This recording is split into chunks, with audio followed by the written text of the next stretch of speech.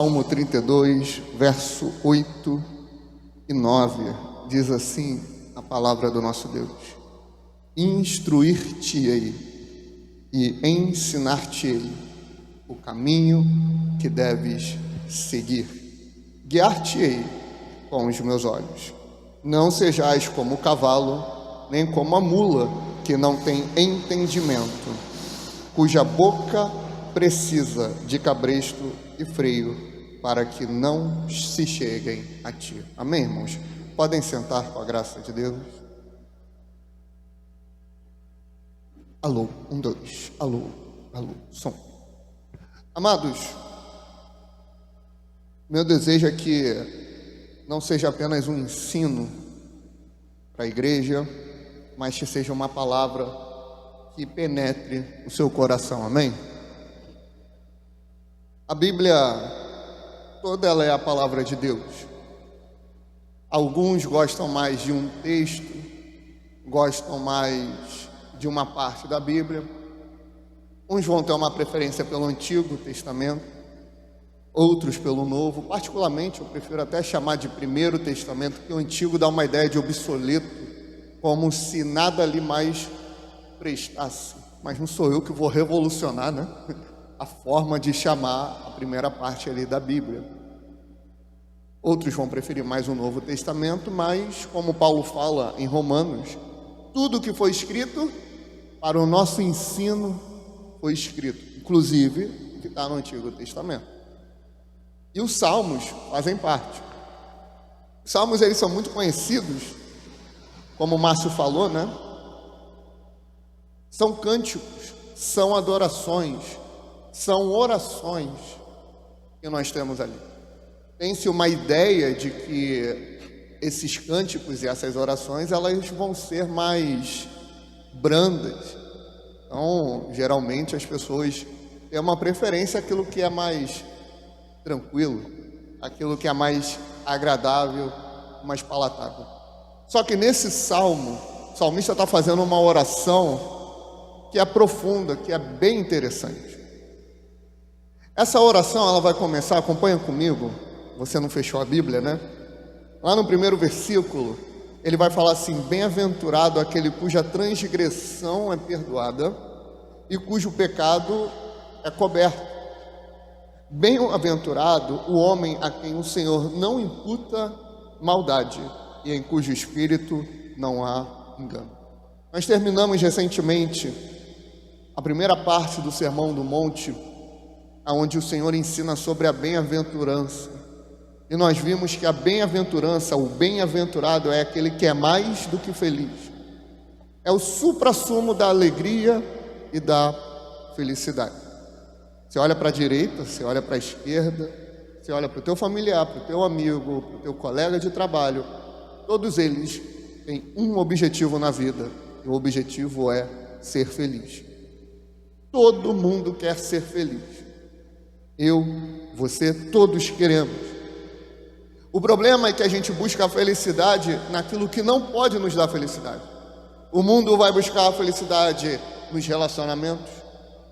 Quem casa para ser feliz está destruindo o seu matrimônio antes mesmo de casar. Você casa com o objetivo de fazer o outro feliz, mas em primeiro lugar, glorificar a Deus. Quando a gente vai colocando a carroça na frente do boi, a gente vai tendo resultados ruins, negativos, diante daquilo que é o propósito principal. Por isso vai ter muita gente batendo cabeça. Tem muito jovem que é assim, namora com um, namora com outro, namora com outro, e vai batendo cabeça. Por quê? O objetivo é ser feliz. Aí usa o relacionamento para tal. Aí muita gente vai mudando de área, de emprego. Essas mudanças atrasam a nossa vida. Essas variações vão impedindo o crescimento que a gente precisa ter em Deus. A gente precisa ter um foco e um objetivo. Quando a gente tem um foco e o objetivo de ser feliz em Deus, as coisas vão fluindo. As coisas vão seguindo o seu curso natural, que são determinados por Deus. Só que essa felicidade, ela vem através de um perdão. E para que a gente tenha o perdão, a gente tem que reconhecer que precisamos de perdão. Tanto que o salmista, ele vai falar aqui no versículo 1 e no versículo 2 sobre transgressão, sobre pecado e sobre maldade. Os três termos aqui, dependendo da tua Bíblia, vai aparecer aí, dá uma olhada. Iniquidade, vai aparecer alguma coisa um pouco diferente. Às vezes iniquidade vai estar no 1 e no 2 também. Mas esses três termos, quando eles aparecem, são termos no hebraico diferentes. Todos relacionados a pecado, a iniquidade, mas são termos diferentes. Mas por que ele faz questão de usar termos diferentes para falar na mesma situação da mesma coisa? Para mostrar que a gente precisa de um perdão completo. Vai ter um termo que ele é mais brando, que é o pecado. Vai ter um termo que ele é mais incisivo, que ele é mais forte, que é iniquidade. A gente tem que se preocupar com os pecados escandalosos, que é a iniquidade, com aquelas coisas, sabe, que traz uma marca, que traz uma mancha, um adultério, por exemplo. A gente precisa se preocupar em assassinar, a gente precisa se preocupar em não cometer isso. Mas a gente não pode se preocupar só com esses, porque esses são pecados que as pessoas vão ver mais. A gente não pode só se preocupar com o que vão pensar, a gente tem que se preocupar com o que Deus acha daquela situação. Por que aquilo está acontecendo? E a gente tem que olhar para Deus e pedir perdão a Ele e não cair mais nisso. Mas não só porque as pessoas vão ficar com o nosso nome na boca, é porque pecamos contra Deus. E tem pecado que não traz mancha, não aparentemente. Tem pecado que não traz uma marca. E quando você adultera, você fica conhecido por boa parte das pessoas como o adúltero. Quando você mata, figurativamente, né? Ninguém aqui mata nem adultera, amém? Amém, né? Glória a Deus. Quando você mata, você vai ficar conhecido como assassino.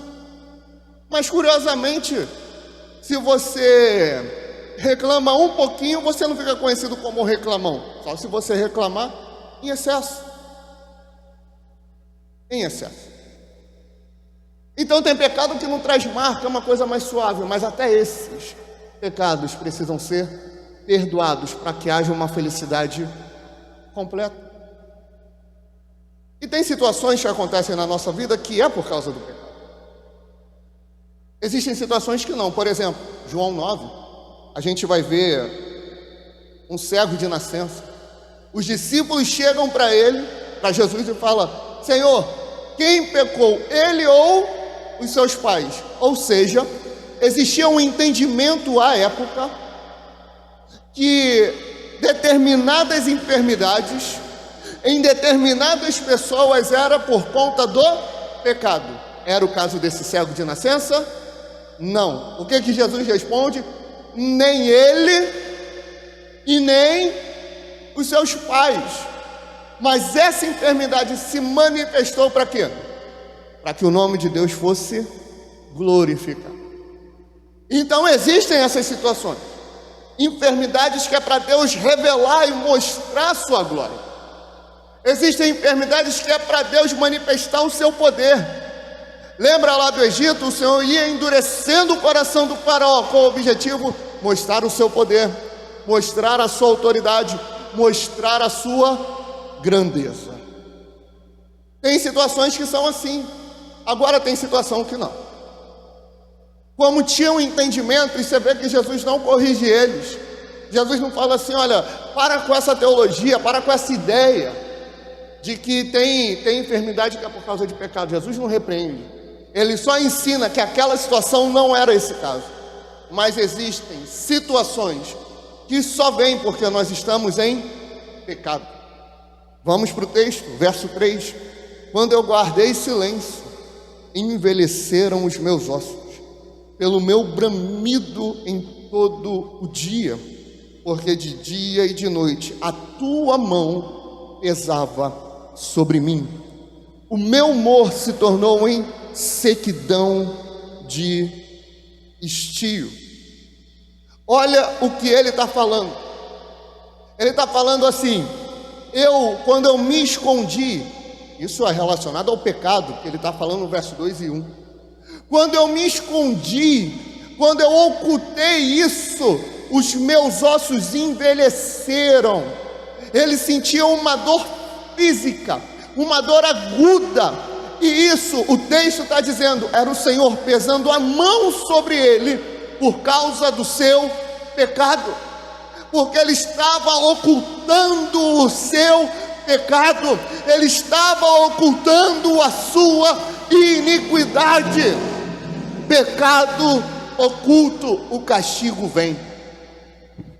Iniquidade oculta, irmãos, quando a gente passa pano para aquilo, quando a gente não se preocupa com aquilo, quando a gente vai tratando tudo bem.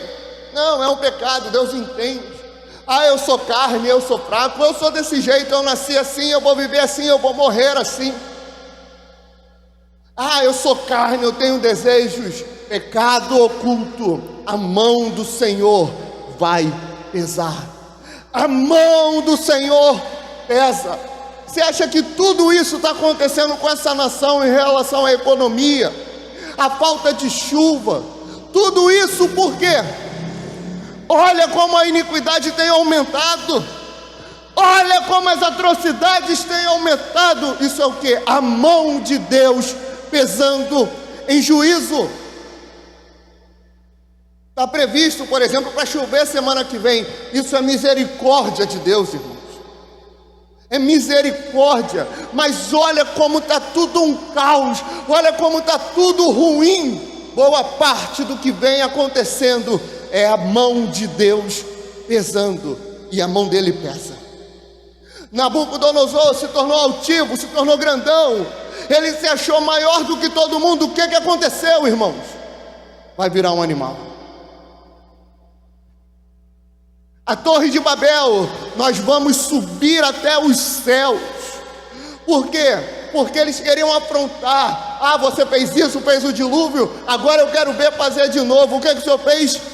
Línguas confusas. A mão de Deus pesa, e pesa firme, e pesa com dor, tanto coletivamente quanto individualmente. Ele sentia os seus ossos envelhecerem, e ele gemia todo dia de dor, porque de dia e de noite a mão do Senhor pesava sobre ele. O humor se tornou uma insequidão e estio. O que é isso? Depressão.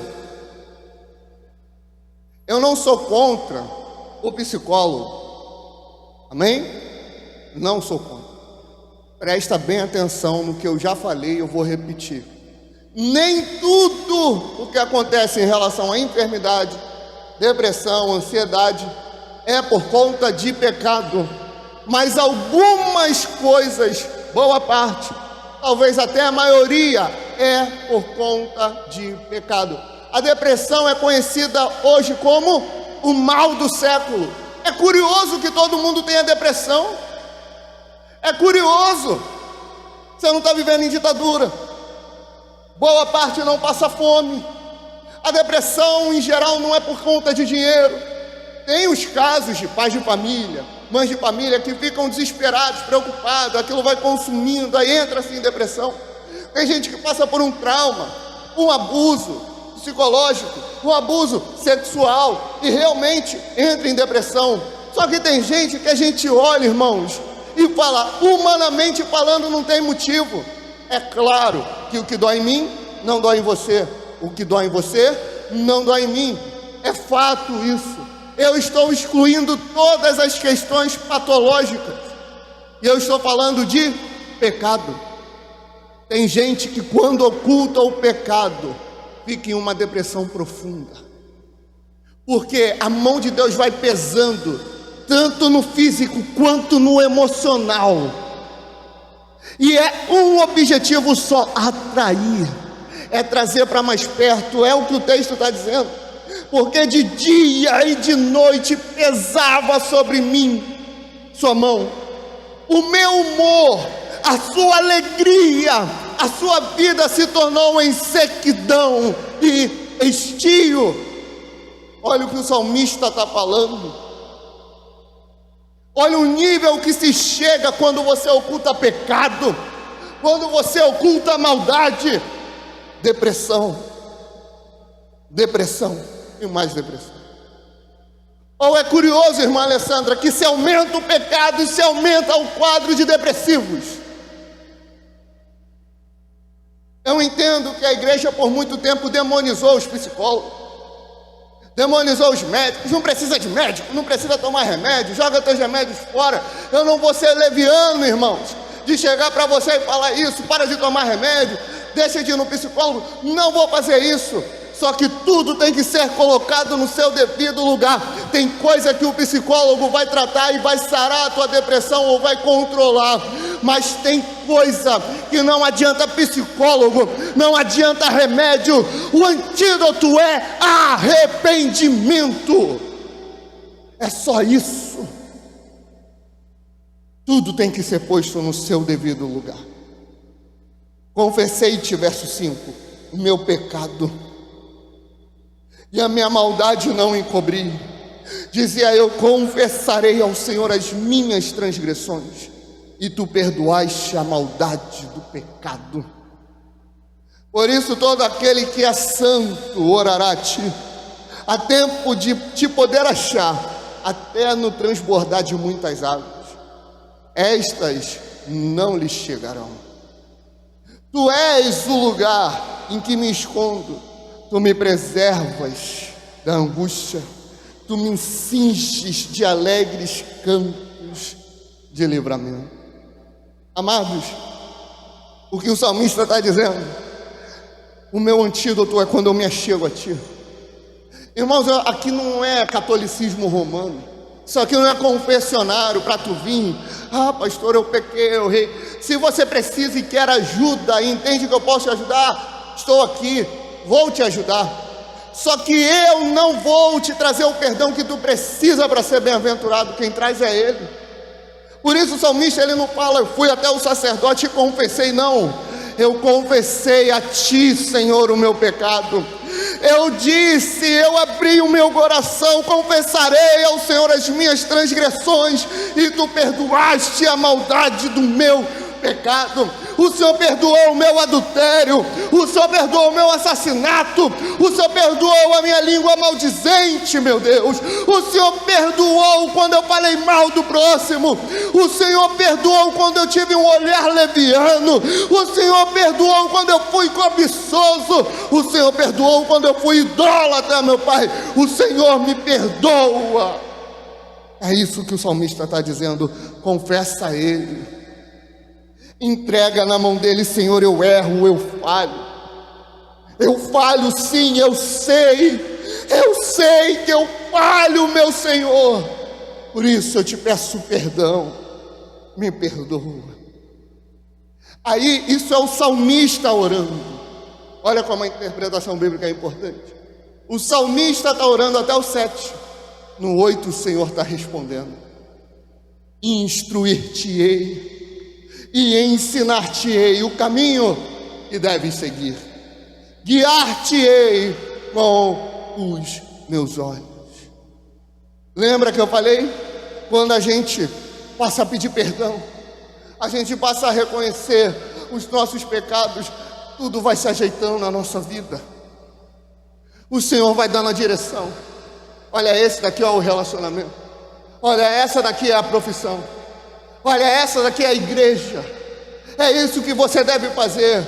É assim que tu deve educar os teus filhos. É assim que tu tem que ser como um profissional, um funcionário, um patrão. É assim que tu tem que ser. É dessa forma. A bem-aventurança é ter a instrução de Deus, é ter a direção de Deus mediante o perdão dos nossos pecados.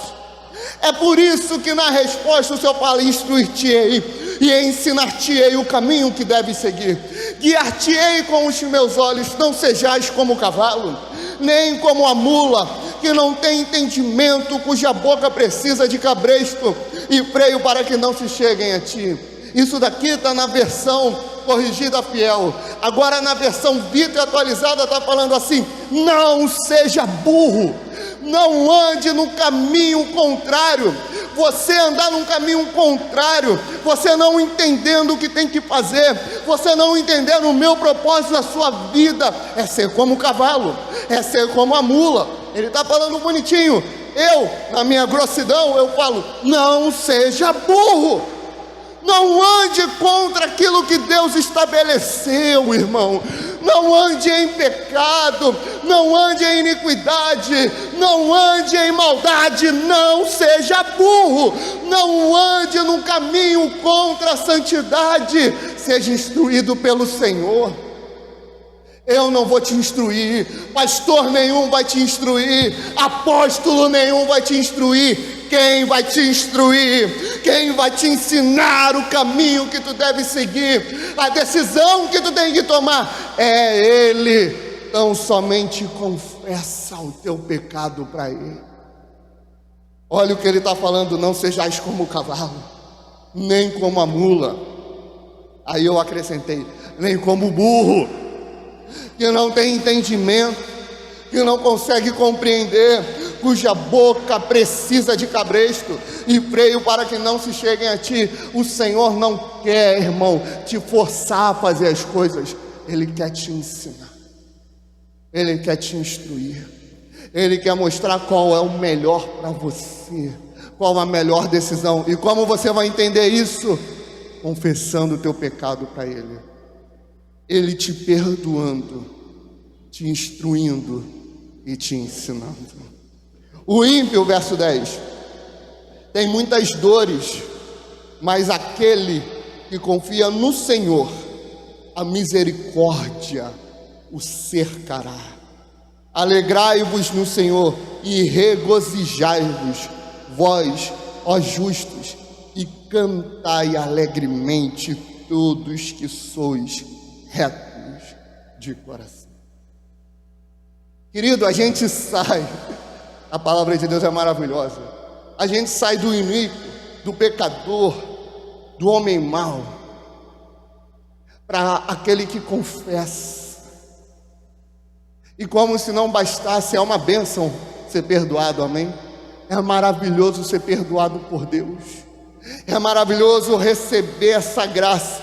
Mas como se não bastasse, Ele ainda nos instrui, Ele ainda nos ensina. Ele não nos trata como criança. Criança, você fala, faz e pronto, acabou. Você não fica explicando, não. O Senhor fala, às vezes Ele não explica na hora, mas a gente vai entendendo no meio do processo porque que aquilo é o melhor. É uma bênção, é um plus na bênção. E como se não bastasse, Ele entende que a gente ainda vai continuar errando. O que que Ele faz? O ímpio tem muitas dores, aquele que não confessou tem um monte de dor, vai ter muita enfermidade, vai ter muito problema, vai ter muito BO, além do normal, além do que a vida já produz. O ímpio vai ter, mas aquele que confia no Senhor, a misericórdia o cercará. Nós temos a bênção da misericórdia sobre nós. Por isso, meu amado, minha amada, sempre ande no caminho de confessar a Deus o teu pecado. Ele já vê, Ele já sabe o que tu faz.